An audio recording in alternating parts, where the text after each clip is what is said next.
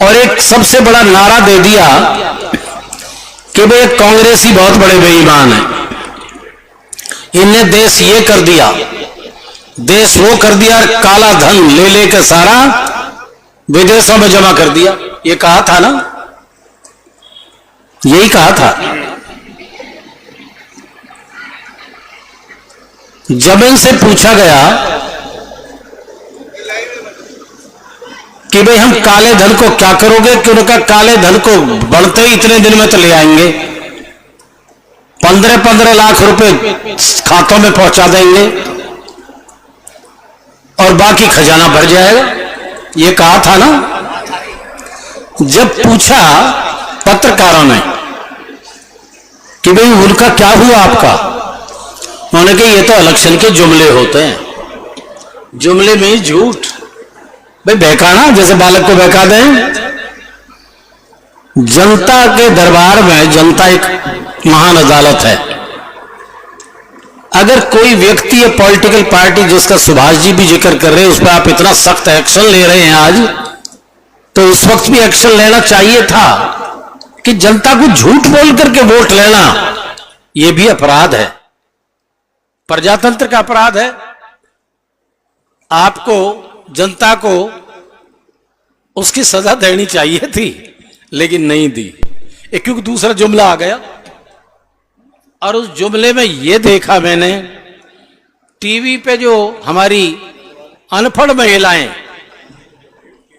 उनकी तुम तो विरोध तो कर रही है मेरे इसका नुमाइंदे का, क्योंकि कर रही थी, पर सवाल मोदी का है या देश की बात है। अब तो चारों तरफ एक ऐसा राष्ट्रवाद का, पुलवामा का जुमला आ गया।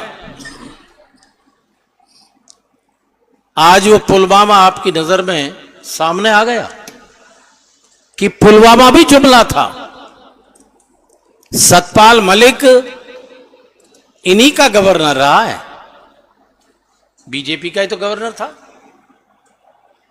मैं तो उस आदमी को मैं नहीं जानता, लेकिन सुभाष की तरह मैं वाकई लिए भी इज्जत रखता हूं। सुभाष तो सरलेदार दी में मुंह फट्टे ही हमें गाली दे दे और वो गाली अच्छी लगे, जैसे कई बार ब्याह की गाली भी अच्छी लगे है ना, तो इसकी वो गाली अच्छी लगती है, क्योंकि भीतर तो लिखाड़ा है, कोई अपने इनके खिलाफ लिखाड़ दे, अपने बेटा ही ना बख्शे। तो मैं इसलिए कह रहा हूं उसके लिए कि उस व्यक्ति ने बीजेपी का गवर्नर होते हुए भी किसान आंदोलन में किसान का पक्ष ले डाला। यह बहुत बड़ी बात थी।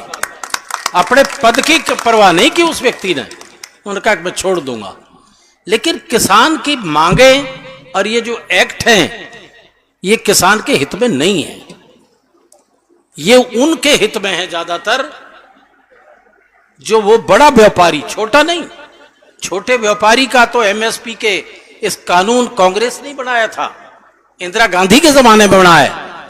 एमएसपी इसलिए निर्धारित की थी, उससे पहले याद करो कि किसान का अनाज मनमानी तौर से खरीदा जाता था फसल के टाइम में। तो सरकार ने यह फैसला उस समय लिया था कि एक मूल्य निर्धारित कर दो कि भाई इससे नीचे अगर खरीदोगे तो अच्छे सरकार को इंतजाम करना पड़े खरीदने का, लेकिन ज्यादा में खरीद लो, हमें कोई एतराज नहीं है। तो ये कानून उस समय एमएसपी का एक कानून, ये कानून नहीं बन पाया, लेकिन निर्धारित की। तो उसके लिए उन्होंने कहा किसान के हित में कानून गलत होगा, तुम बड़े व्यापारी को जो लाखों टन इकट्ठा करने का तुम्हें अधिकार दे दिया, यह खतरनाक साबित हो जाएगा और इसके लिए कानून होना चाहिए। उस आदमी ने, गवर्नर थे कश्मीर के वो, और उन्होंने सारी चीजें खोल दी कि भाई मैंने तो प्रधानमंत्री जी से कहा था कि प्रधानमंत्री जी हमें एयरलिफ्ट दे दीजिए, ऐसे यहां मत करिए। प्रधानमंत्री जी ने जो कहा उन्होंने बताया ये कि नहीं तुम्हारा काम नहीं है भाई, ये हमारा है। मतलब ये सारा खेल, मतलब दूसरा जो मिला वो गैर देश में एक छदम राष्ट्रवाद के रूप में। छदम मैं इसलिए कह रहा हूं कि वो राष्ट्रवाद नहीं था, राष्ट्रवाद का वातावरण पैदा हो गया चारों तरफ हो गया, किसी ने नहीं सुना कि पाकिस्तान ने मार दिया, यूं कर दिया, बदला ले लिया, और भाई फिर सत्ता दे दी। तीसरा जुमला फिर आ गया, उसका जिक्र कर दूं थोड़ा सा, कहोगे तो नहीं, मैं उसमें पढ़ना नहीं चाहता, या कभी जवाब दूंगा भैया, ठहर जाओ, तुमने लिख के दिया मुझे। तीसरा जुमला आ गया, और मैं इसलिए कह रहा हूं बुद्धिजीवियों को, जवानों को चिंतन करना चाहिए।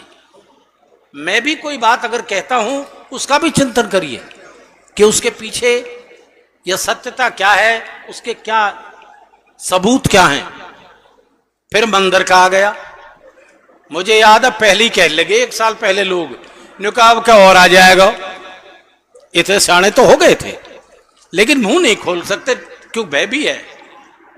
और वो तीसरा जुमला भी सही साबित हो गया। 1 साल पहले ही इलेक्शन से पहले की तारीख रख दी गई, लेकिन धर्माचार्यों से बड़ा कोई नहीं है इस मामले में, यह आध्यात्मिक मामला है। अखबारों में, टीवी में एक ही प्रचार है सिर्फ कि इसको भी राजनीतिक रूप देकर के उसका फायदा लेना। अखबारों में मैंने पढ़ा, मुझे तो हंसी और आती है कि रे अध्यात्मवाद का भी इन्होंने नाश कर दिया कि अध्यात्मवाद क्या है। ये कर दिया 500 साल में सरकार ने राम को भी छत दे दी, ये अखबारों में पढ़ा है मैंने। अरे तुम राम को बच्चा समझ रहे हो? राम को अगर तुम ईश्वर मानते हो तो सर्वशक्तिमान है, राम निमित्त अवतार है, वो दुनिया को छत दे रहा है, हम वह छत दे रहे हैं। मैं प्रचार की बात कह रहा हूं, एक खेल है ये राजनीतिक, मतलब ये दिखाना कि हमने राम को 500 साल में ले आए। अरे राम तो कण कण में है, वाणियों को देखो, संतों की भाषा को देखिए, वेद शास्त्र को देखिए, पढ़िए। ये तथाकथित पाखंड के तौर पर हम इसकी परिभाषा करें और हम लोगों को गुमराह करें, ये आध्यात्मिक अपराध है, पाप भी है। 4 धर्माचार्य इस देश के सबसे बड़े धर्माचार्य हैं, जिसे आदि गुरु शंकराचार्य ने स्थापित किया था।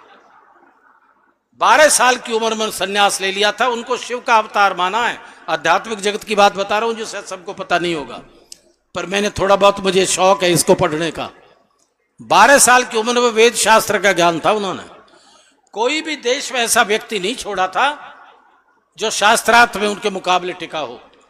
मंडन मिश्र बहुत बड़े विद्वान थे, उनके सामने का सानी नहीं था विद्वान। उन्होंने भी 12 साल के उस उम्र वाले को गुरु धारण कर लिया था। वो शिव के अवतार थे निसंदेह। उन्होंने देश में 4 पीठ स्थापित की थी और उनके लिए कहा था कि ये वो पीठ होंगी जो सनातन धर्म की रक्षा भारतवर्ष की हमेशा करती रहेंगी, धर्म की ध्वजा को हमेशा सुरक्षित रखेंगे। उन्होंने कहा है आदि गुरु शंकराचार्य ने, और इस पर वही शक्ति के लोग बैठेंगे जो साधना की है जिन्होंने। उन चारों ने क्या मान्यता दी इसे? नहीं दी। खूब जोर लगा लिया सरकार ने कि नहीं, हम धर्म के विरुद्ध नहीं जा सकते, ये उचित नहीं है, ये राजनीतिक रूप नहीं देना चाहिए हमें। मंदिर जब तक नहीं है पूर्ण, वो खंडित है, और खंडित उसमें मूर्ति अपराध है। तो तीसरा वो भी साफ हो गया। तो भाई आज देश कहां खड़ा है, इससे भी अधिक ये है, हमें बात करनी चाहिए बेरोजगारी की, बात करनी चाहिए करप्शन की, भ्रष्टाचार की, बात करनी चाहिए महंगाई की। मुझे अच्छी तरह से याद है, आपको भी याद होगा, जब डीजल और पेट्रोल के गैस के रेट 2-2 रुपए 10-10 बढ़ते थे तो भैंसा बुग्गियों पे लादते थे और नारे लगाते थे, अब मार दिए, टैक्स बढ़ा दिए, कांग्रेस ने ये कर दिया। आज भूल गए उसको सत्ता में आते ही। कांग्रेस की सरकार थी, $130 का एक बैरल तेल बाहर से आता था। आज भी तेल 70%, 80% बाहर से आता है। जब भी तेल के भाव 60-62 से फालतू नहीं थे, याद कर लो। और आज 60-65 बाहर से आ रहा है डॉलर का, तेल 100 रुपए कहां है, कहां जा रहा है? यह है सबसे बड़ा करप्शन, बड़ी बड़ी कंपनियों को जा रहा है, टैक्स के रूप में सबके रूप से लिया जा रहा है, वेट है, जीएसटी है, खाने पे भी लग रहा है। चाणक्य ने कहा है कि अगर खाद्य पदार्थ पर भी टैक्स लगा दिया तो वो राजधर्म नहीं है, वो बहुत बड़ा अन्याय है। मैं नहीं कह रहा, मैं चाणक्य की बात कह रहा हूं। तो कहां जा रहा है ये सारा? आज ये विषय है विचारणीय, ये विषय नहीं है ये जुड़ के हैं। भाई एक ही बात कहेंगे, क्या है, मोदी के नाम से भी वो दे दो, वोट दे दो। मोदी जी प्रधानमंत्री हैं हमारे, और प्रधानमंत्री पद गौरव गरिमा का पद है, हमें उसके लिए सिर झुकाना चाहिए, मैं भी सिर झुकाता हूं। लेकिन उन गरिमा के विरुद्ध अगर इसका इस्तेमाल राजनीतिक स्वार्थ और उसके लिए हो रहा है, जो जनता को प्रभावित कर रहा है, वो एक विचारणीय विषय है। इस पर विचार हमें चिंतन करना चाहिए, हमें इन विषयों पर चिंता करनी चाहिए। मोदी के नाम से तो लेखा रहे हैं, अरे अपने नाम से भी बताइए तुम क्या कर रहे हो? करप्शन कहाँ है, महंगाई कहाँ है, बेरोजगारी कहाँ है? इनको जो हटाने के प्रयास करने चाहिए। मुझे अच्छी तरह याद है, ये तुम्हारे टोल टैक्स लग रहा है ना, ये शोर मचाया करते थे, अकरे जजिया टैक्स लगा दिया, जजिया कर लगा दिया भाई सरकार ने। वो जजिया एक तो हटा नहीं, दो लग गए। बदरपुर से यहां तक 3 है, कौन है पूछने वाला? तो ये सारी चीजें हैं जो आज विचारणीय है।